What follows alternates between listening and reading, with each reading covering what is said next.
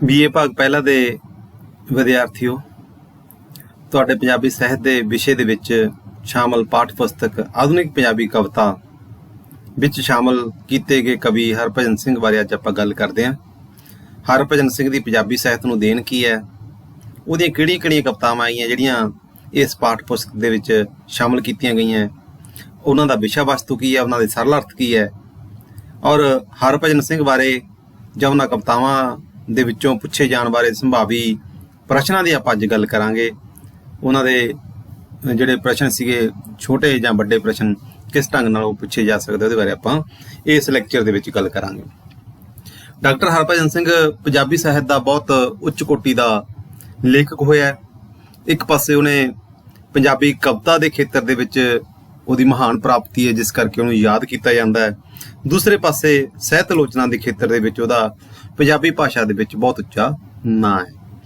ਉਹਨਾਂ ਦੀ ਵਿਲੱਖਣ ਸ਼ਖਸੀਅਤ ਕਰਕੇ ਹੀ ਉਹ ਪੰਜਾਬੀ ਸਾਹਿਤ ਦੇ ਵਿੱਚ ਹੀ ਨਹੀਂ, ਸਮੁੱਚੇ ਭਾਰਤੀ ਸਾਹਿਤ ਵਿੱਚ ਉਹਨਾਂ ਦਾ ਇੱਕ ਨਾਂ ਹੈਗਾ, ਉਹਨਾਂ ਦੀ ਇੱਕ ਸ਼ਖਸੀਅਤ ਦੀ ਪਹਿਚਾਣ ਹੈ। ਆਧੁਨਿਕ ਪੰਜਾਬੀ ਕਵਿਤਾ ਦੇ ਵਿੱਚ ਜਾਂ ਸ਼ਾਇਰੀ ਦੇ ਵਿੱਚ ਉਹਨਾਂ ਦੇ ਆਪਣੇ ਜਿਹੜੇ ਮੌਲਿਕ ਵਿਚਾਰ ਸੀਗੇ, ਮੌਲਿਕ ਉਹਨਾਂ ਦਾ ਮਹਾਂਦਰਾ ਸੀਗਾ, ਉਹਦੇ ਕਰਕੇ ਸਦੀਵੀ ਗੁਣਾਤਮਕ ਵਾਧਾ ਕਰ ਗਏ ਆ। ਉਹਨਾਂ ਨੇ ਆਪਣੀ ਕਵਿਤਾ ਦੇ ਵਿੱਚ ਜਿਹੜੇ ਵਿਸ਼ੇ ਪੇਸ਼ ਕੀਤੇ ਹੈਗੇ ਆ, ਉਹ ਕਿਸੇ ਬਾਦ ਤੋਂ, ਕਿਸੇ ਵਿਚਾਰਧਾਰਾ ਤੋਂ ਮੁਕਤ ਹੈ, ਔਰ ਉਹਨਾਂ ਨੇ ਇਸ ਵਿਚਾਰਧਾਰਾ ਤੋਂ ਮੁਕਤ ਰਹਿ ਕੇ ਆਪਣੀ ਗੱਲ ਕੀਤੀ ਹੈ।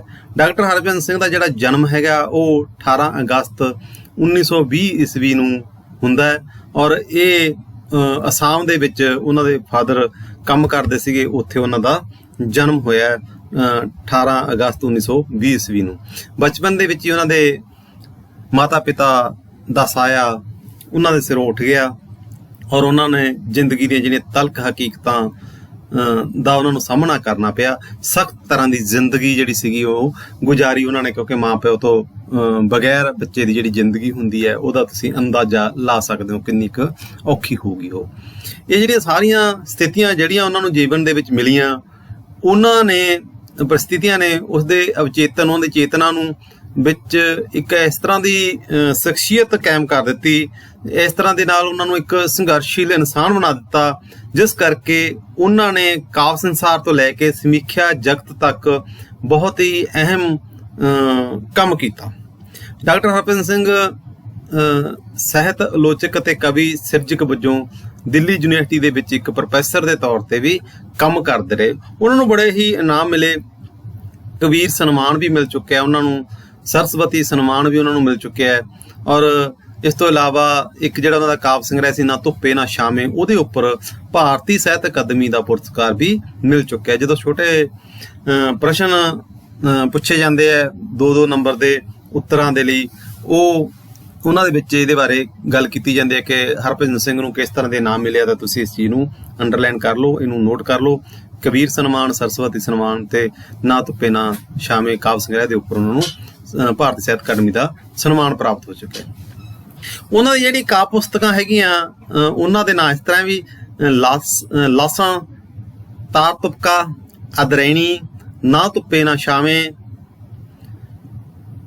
ਸੜਕ ਦੇ ਸਫੇ ਉੱਤੇ, ਅਲਫ ਦੁਪਹਿਰ, ਟੁੱਕੀਆਂ ਜੀਭਾਂ ਵਾਲੇ, ਮੱਥਾ ਦੀਵੇ ਵਾਲਾ, ਅਲਵਿਦਾ ਤੋਂ ਪਹਿਲਾਂ, ਮਾਵਾਂ ਧੀਆਂ, ਨਿੱਕ ਸੁੱਕ, ਰੁੱਖ ਤੇ ਰਿਸ਼ੀ, ਮੇਰਾ ਨਾਂ ਕਬੀਰ। ਇਹ ਉਹਨਾਂ ਦੇ ਪ੍ਰਮੁੱਖ ਕਾਵਿ ਸੰਗ੍ਰਹਿ ਹੈ ਜਿਹੜੇ ਗੁਰੂ ਨੇ ਪੰਜਾਬੀ ਸਾਹਿਤ ਨੂੰ ਦਿੱਤੇ। ਇਸ ਕਾਵਿ ਪੁਸਤਕ ਵਿੱਚ ਜਿਹੜੀ ਆਪਣੀ ਪਾਠਕ੍ਰਮ ਦੇ ਵਿੱਚ ਨਿਰਧਾਰਿਤ ਹੈਗੀ ਹੈ, ਜਾਂ ਜਿਹੜੀ ਪਾਠਕ੍ਰਮ ਦੇ ਲਈ ਦਿੱਤੀ ਗਈ ਹੈ, ਉਸ ਦੇ ਵਿੱਚ ਹਰਭਜਨ ਸਿੰਘ ਦੀਆਂ 2 ਕਵਿਤਾਵਾਂ ਸ਼ਾਮਲ ਕੀਤੀਆਂ ਗਈਆਂ।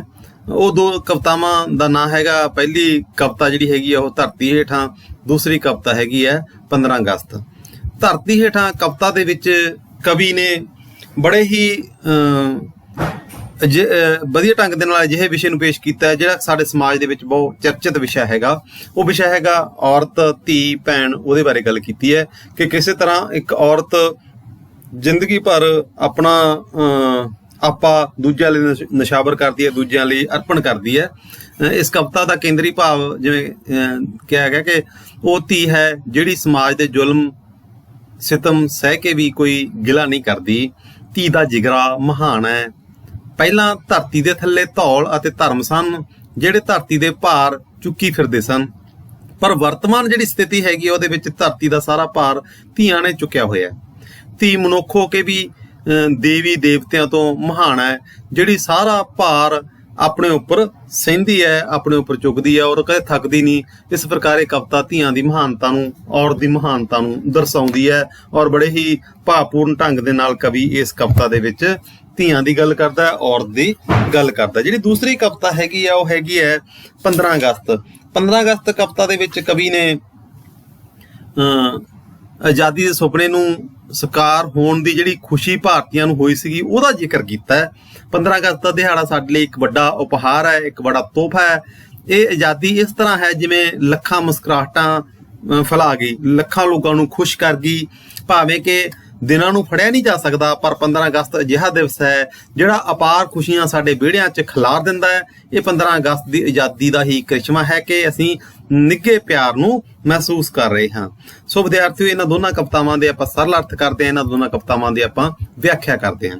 ਪਹਿਲੀ ਕਵਿਤਾ ਜਿਹੜੀ ਤੁਹਾਡੇ ਪਾਠਕ੍ਰਮ ਦੇ ਵਿੱਚ ਦਿੱਤੀ ਗਈ ਹੈਗੀ ਹੈ ਉਹ ਹੈਗੀ ਹੈ ਧਰਤੀ ਦੇ ਹੇਠਾਂ। ਧਰਤੀ ਦੇ ਹੇਠਾਂ ਧੌਲ ਹੈ, ਧਰਮ ਹੈ। ਧੌਲ ਬਲਦ ਨੂੰ ਕਿਹਾ ਗਿਆ, ਜਿਹੜਾ ਸਾਡੇ ਇੱਕ ਮਿਥਿਹਾਸਿਕ ਕਥਾ ਚੱਲਦੀ ਹੈ ਕਿ ਧਰਤੀ ਇੱਕ ਬਲਦ ਦੇ ਸਿੰਗ ਉੱਪਰ ਖੜੀ ਹੈ। ਇਹ ਇੱਕ ਅੱਜ ਕੱਲ੍ਹ ਦੇ ਵਿਗਿਆਨਕ ਯੁੱਗ ਦੇ ਵਿੱਚ ਇਹ ਚੀਜ਼ਾਂ ਸਾਰੀਆਂ ਪਿੱਛੇ ਰਹਿ ਗਈਆਂ ਔਰ ਵਿਗਿਆਨ ਨੇ ਚੀਜ਼ ਨੂੰ ਸਿੱਧ ਕੀਤਾ ਕਿ ਇਸ ਤਰ੍ਹਾਂ ਦੀ ਕੋਈ ਗੱਲ ਨਹੀਂ, ਜਦ ਕਿ ਪਹਿਲਾਂ ਇਹ ਗੱਲ ਮੰਨੀ ਜਾਂਦੀ ਸੀ ਕਿ ਧਰਤੀ ਬਲਦ ਦੇ ਸਿੰਗ ਤੇ ਖੜੀ ਹੈ, ਜੋ ਕਿ ਅੱਜ ਦੇ ਵਿਗਿਆਨਕ ਯੁੱਗ ਦੇ ਵਿੱਚ ਇਹ ਗੱਲਾਂ ਸਾਰੀਆਂ ਖਤਮ ਹੋ ਚੁੱਕੀਆਂ। ਧਰਮ ਹੈ, ਇੱਕ ਧਰਮ ਦੇ ਆਸਰੇ ਤੇ ਧਰਤੀ ਖੜੀ ਹੈ, ਜਾਂ ਤਾਂ ਬਲਦ ਦੇ ਸਿੰਗ ਤੇ ਖੜੀ ਹੈ ਜਾਂ ਧਰਮ ਦੇ ਆਸਰੇ ਖੜੀ ਹੈ। ਤੀਸਰਾ ਕਵੀ ਕਹਿੰਦਾ ਕਿ ਮੇਰੀ ਧੀ ਹੈ, ਕੁੜੀਆਂ ਸਾਡੀਆਂ ਬੱਚੀਆਂ, ਸਾਡੀਆਂ ਬੇਟੀਆਂ, ਸਾਡੇ ਭੈਣਾਂ, ਸਾਡੀਆਂ ਮਾਵਾਂ ਉਹ ਹੈ ਜਿਹੜੇ ਧਰਤੀ ਦੇ ਬੋਝ ਨੂੰ ਝੱਲ ਰਹੀਆਂ। ਧਰਤੀ ਤਾਂ ਬੋਝ ਹੈ, ਦੁੱਖ ਹੈ, ਕੋਝ ਹੈ। ਧਰਤੀ ਦੀ ਦੇਖਿਆ ਜਾਵੇ ਤਾਂ ਬਹੁਤ ਸਾਰੇ ਅਜਿਹੇ ਦੁੱਖ ਹੈ, ਅਜਿਹੀਆਂ ਕੋਝਾਂ ਹੈਗੀਆਂ ਜਿਨ੍ਹਾਂ ਨੂੰ ਸਮੁੱਚਾ ਵਿਸ਼ਵ ਹੰਢਾ ਰਿਹਾ, ਪਰ ਸਭ ਤੋਂ ਵੱਧ ਕੌਣ ਸਹਿੰਦੀ ਹੈ ਧੀ, ਪਰ ਕਹਿੰਦੀ ਨਾ ਸੀ। ਕਹਿੰਦਾ ਵੀ ਇਸ ਨੂੰ ਸਹਾਰਨ ਵਾਲੀ ਲੜਕੀਆਂ ਹੀ ਹੈ, ਔਰਤਾਂ ਹੀ ਹੈ, ਕਿਉਂਕਿ ਔਰਤਾਂ ਸਾਰੇ ਦੁੱਖ ਸਹਾਰ ਕੇ ਵੀ ਖੁਸ਼ ਰਹਿੰਦੀਆਂ, ਸਾਰੇ ਦੁੱਖ ਸਹਾਰ ਕੇ ਵੀ ਸੀ ਨਹੀਂ ਕਹਿੰਦੀਆਂ, ਸਾਰੇ ਦੁੱਖ ਸਹਾਰ ਕੇ ਵੀ ਆਪਣੇ ਆਪ ਨੂੰ ਦੁਖੀ ਕਰਕੇ ਵੀ ਦੂਜਿਆਂ ਨੂੰ ਸੁਖੀ ਕਰਨ ਦੀ ਗੱਲ ਕਰਦੀਆਂ। ਧੌਲ ਵੀ ਥੱਕ ਕੇ ਬਹਿ ਗਿਆ। ਕਹਿੰਦਾ ਵੀ ਸਮਾਂ ਆਇਆ, ਸਮੇਂ ਨੇ ਦੱਸਿਆ ਕਿ ਜਿਹੜੀ ਧਰਤੀ ਆ ਉਹ ਬਲਦ ਦੇ ਸਿੰਗ ਤੇ ਨਹੀਂ ਖੜੀ ਹੋਈ। ਇੱਕ ਤਰ੍ਹਾਂ ਨਾਲ ਧੌਲ ਦਾ ਜਿਹੜਾ ਸੰਕਲਪ ਹੈਗਾ ਇਹ ਵੀ ਬੇਮਾਣੇ ਹੋ ਗਿਆ। ਬਲਦ ਵਾਲਾ ਜਿਹੜਾ ਕਥਾ ਸੀਗੀ ਇਹ ਵੀ ਬੇਮਾਣੇ ਹੋ ਗਈ। ਕਹਿੰਦਾ ਕਿ ਧੌਲ ਥੱਕ ਗਿਆ, ਬਹਿ ਗਿਆ।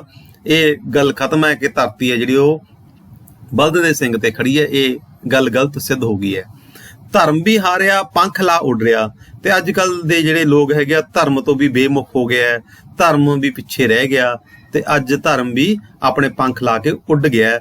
ਧੀਆਂ ਨੂੰ ਥੱਕਣ ਦੀ, ਪੰਖ ਲਾ ਉੱਡਣ ਦੀ ਜਾਂਚ ਹੀ ਨਹੀਂ ਹੈ।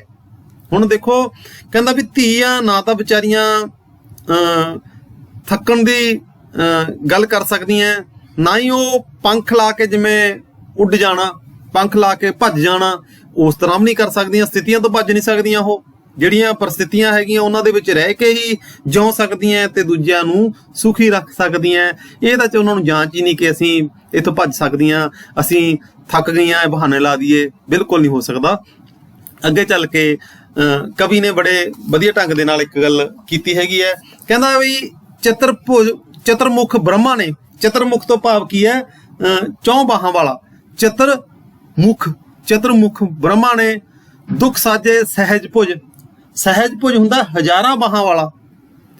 ਕਹਿੰਦਾ ਵੀ ਚਾਰ ਬਾਹਾਂ ਵਾਲੇ ਬ੍ਰਹਮਾ ਨੇ, ਚਾਰ ਬਾਹਾਂ ਵਾਲਾ ਬ੍ਰਹਮਾ ਅਨੇਕਾਂ ਸੰਸਾਰ ਦੇ ਵਿੱਚ ਦੁੱਖ ਸਿਰਜਦਾ ਹੈ, ਅਨੇਕਾਂ ਤਰ੍ਹਾਂ ਦੇ ਦੁੱਖ ਭੇਜਦਾ ਹੈ, ਅਨੇਕਾਂ ਤਰ੍ਹਾਂ ਦੇ ਸੁੱਖ ਤੇ ਦੁੱਖ ਦੋਨੇ ਭੇਜਦਾ ਉਹ।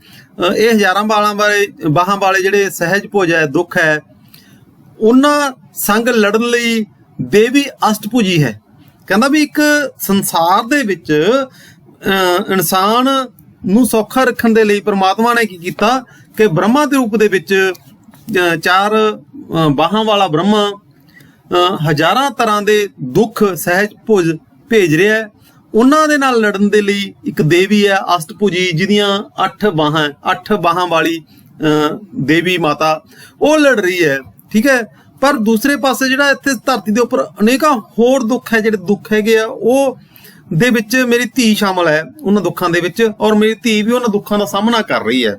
ਉਸ ਕੁੜੀ ਕੋਲੇ, ਉਸ ਔਰਤ ਕੋਲੇ, ਉਸ ਧੀ ਕੋਲੇ ਕੀ ਹੈ, ਪਰ ਧੀ ਤਾਂ ਹੈ ਮਨੁੱਖ। ਕਹਿੰਦਾ ਵੀ ਧੀ ਤਾਂ ਮੇਰੀ ਇੱਕ ਮਨੁੱਖ ਹੈਗੀ ਹੈ, ਨਾ ਤਾਂ ਉਹਦੇ ਕੋਲੇ ਅਸ਼ਟਭੁਜਾਂ ਹੈਗੀਆਂ, 8 ਭੁਜਾਵਾਂ ਹੈਗੀਆਂ, ਨਾ ਹੀ ਉਹ ਉਸ ਤਰ੍ਹਾਂ ਦੇ ਨਾਲ ਉਹਦੇ ਨਾਲ ਲੜ ਸਕਦੀ ਹੈ, ਉਹ ਤਾਂ ਸਿਰਫ ਸਹਿ ਸਕਦੀ ਹੈ ਦੁੱਖ।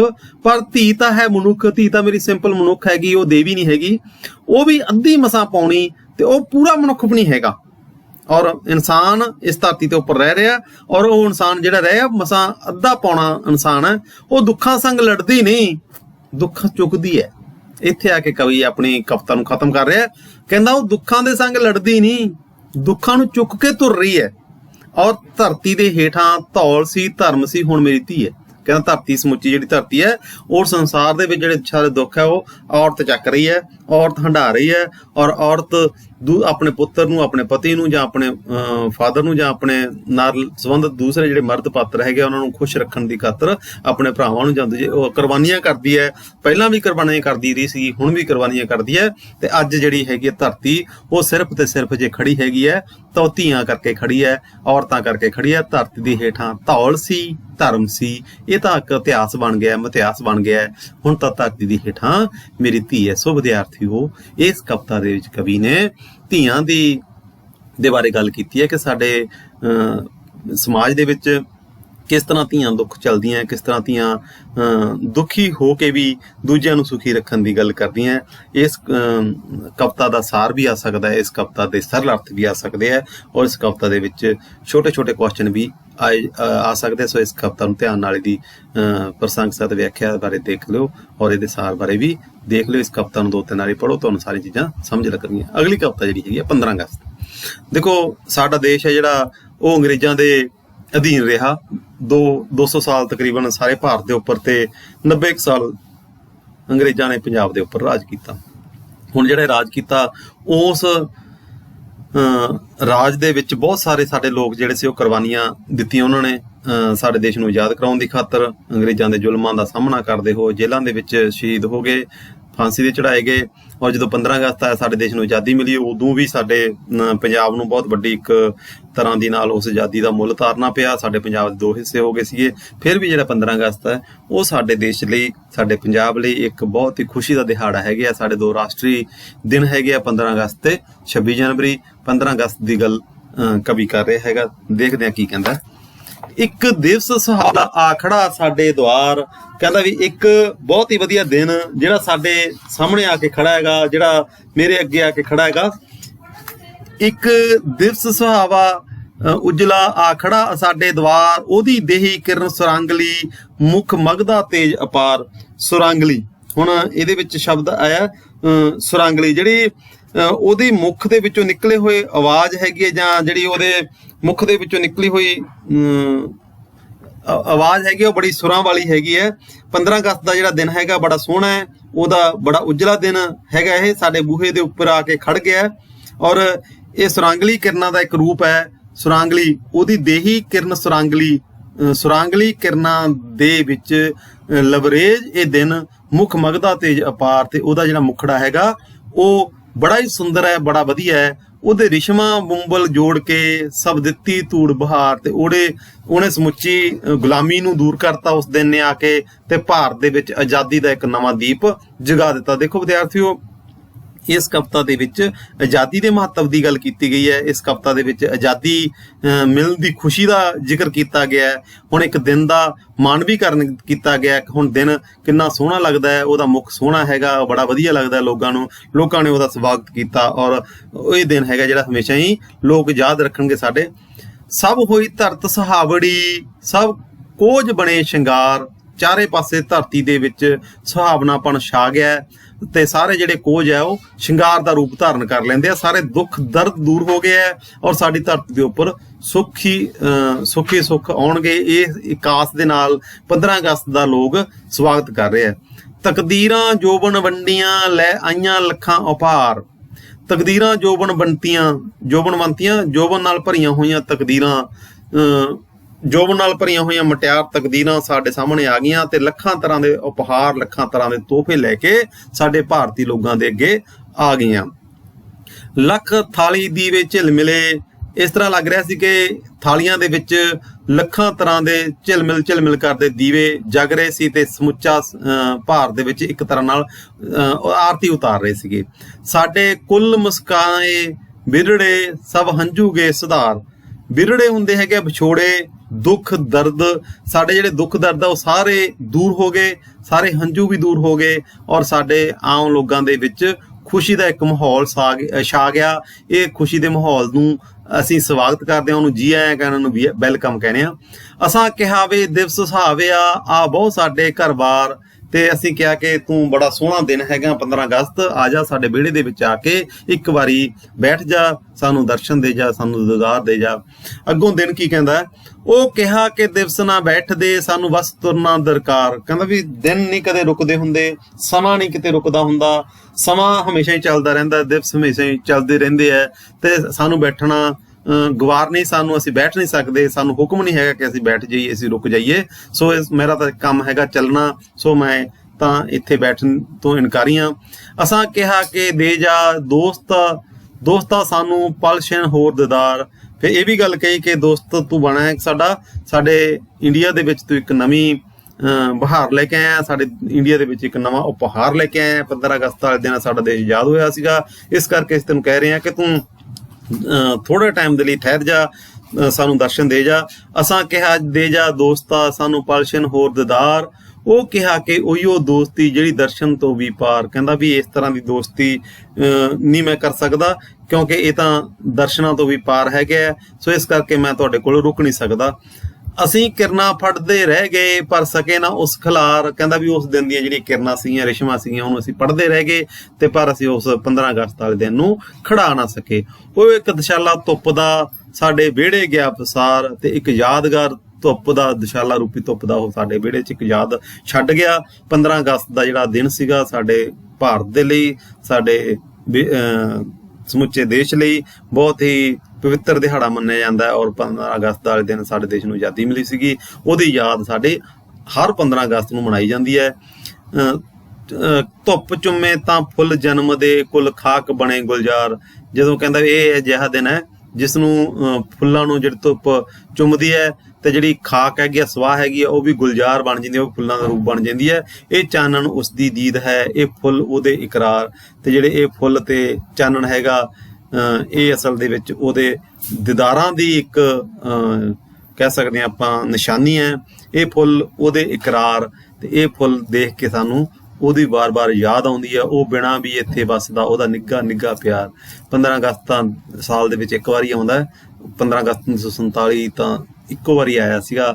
ਉਹਦੀ ਯਾਦ ਅੱਜ ਵੀ ਸਾਡੇ ਕੋਲੇ ਹੈਗੀ ਹੈ ਕਿਉਂਕਿ ਉਹਦਾ ਕਰਕੇ ਸਾਡਾ ਦੇਸ਼ ਅੱਜ ਆਜ਼ਾਦ ਹੈਗਾ। 15 ਅਗਸਤ ਦਾ ਦਿਨ ਸਾਡੇ ਦੇਸ਼ ਦੇ ਲਈ ਬਹੁਤ ਹੀ ਮਹੱਤਵਪੂਰਨ ਦਿਨ ਹੈ, ਜਦੋਂ ਸਾਡਾ ਦੇਸ਼ ਲੋਕਤੰਤਰੀ ਰੂਪ ਧਾਰਨ ਕਰਦਾ ਹੈ। ਵਿਦੇਸ਼ੀ ਕੌਮ ਨੂੰ ਇੱਥੋਂ ਜਾਣਾ ਪੈਂਦਾ ਹੈ। ਸਾਡੇ ਜਿਹੜੇ ਯੋਧੇ ਹੈਗੇ ਆ ਉਹ ਇੰਨਾ ਕੁ ਸੰਘਰਸ਼ ਕਰਦੇ ਆ, ਸਾਡੇ ਜਿਹੜੇ ਬਹਾਦਰ ਲੋਕ ਆ ਇੰਨਾ ਕੁ ਸੰਘਰਸ਼ ਕਰਦੇ ਆ, ਉਹ ਸੰਘਰਸ਼ ਕਰਕੇ ਅੰਗਰੇਜ਼ਾਂ ਨੂੰ ਭਾਰਤ ਨੂੰ ਛੱਡਣਾ ਪੈਂਦਾ ਹੈ। ਔਰ ਸਾਡੇ ਜਿਹੜੇ ਬਹੁਤ ਸਾਰੇ ਜਿਹੜੇ ਸ਼ਹੀਦ ਭਗਤ ਸਿੰਘ ਵਰਗੇ ਜਾਂ ਮਦਨ ਲਾਲ ਢੀਂਗਰਾ ਜਾਂ ਊਧਮ ਸਿੰਘ ਤੇ ਚੰਦਰ ਸ਼ੇਖਰ ਆਜ਼ਾਦ ਵਗੈਰਾ ਜਿਨ੍ਹਾਂ ਨੇ ਆਪਣੇ ਜੀਵਨ ਕੁਰਬਾਨ ਕਰਤੇ ਔਰ ਦੇਸ਼ ਨੂੰ ਆਜ਼ਾਦੀ ਦਿਵਾਉਣ ਦੇ ਵਿੱਚ ਅਹਿਮ ਯੋਗਦਾਨ ਆ ਉਹਨਾਂ ਦਾ, ਉਹਨਾਂ ਕਰਕੇ ਸਾਡਾ ਦੇਸ਼ ਅੱਜ ਆਜ਼ਾਦ ਹੈ। ਸੋ ਵਿਦਿਆਰਥੀਓ, ਇਹਨਾਂ ਦੋਨਾਂ ਕਵਿਤਾਵਾਂ ਨੂੰ ਧਿਆਨ ਨਾਲ ਪੜ੍ਹੋਗੇ ਤੁਸੀਂ, ਇਹਨਾਂ ਦੇ ਵਿੱਚ ਪੈਦਾ ਹੋਏ ਛੋਟੇ ਛੋਟੇ ਕੁਐਸਚਨਾਂ ਨੂੰ ਤੁਸੀਂ ਧਿਆਨ ਨਾਲ ਪੜ੍ਹੋਗੇ, ਇਹਨਾਂ ਦੇ ਸਰਲ ਅਰਥ ਨੂੰ ਧਿਆਨ ਨਾਲ ਪੜ੍ਹੋਗੇ ਔਰ ਇਹਨਾਂ ਦੇ ਬਾਰੇ ਜਿਹੜੇ ਪੈਦਾ ਹੋਣ ਵਾਲੇ ਪ੍ਰਸ਼ਨ ਹੈ ਉਹਨਾਂ ਦੇ ਆਨਸਰਾਂ ਦੀ ਤੁਸੀਂ ਤਿਆਰੀ ਕਰੋਗੇ, ਉਹਨਾਂ ਦੇ ਉੱਤਰਾਂ ਦੀ ਤੁਸੀਂ ਤਿਆਰੀ ਕਰੋਗੇ। ਅੱਜ ਦਾ ਲੈਕਚਰ ਆਪਾਂ ਇੱਥੇ ਹੀ ਖਤਮ ਕਰਦੇ ਹਾਂ। ਅਗਲੇ ਲੈਕਚਰ ਦੇ ਆਪਾਂ ਇੱਕ ਨਵੇਂ ਕਵੀ ਦੀ ਗੱਲ ਕਰਾਂਗੇ। ਸੋ ਅੱਜ ਦਾ ਲੈਕਚਰ ਇੱਥੇ ਖਤਮ ਹੈ ਤੁਹਾਡਾ।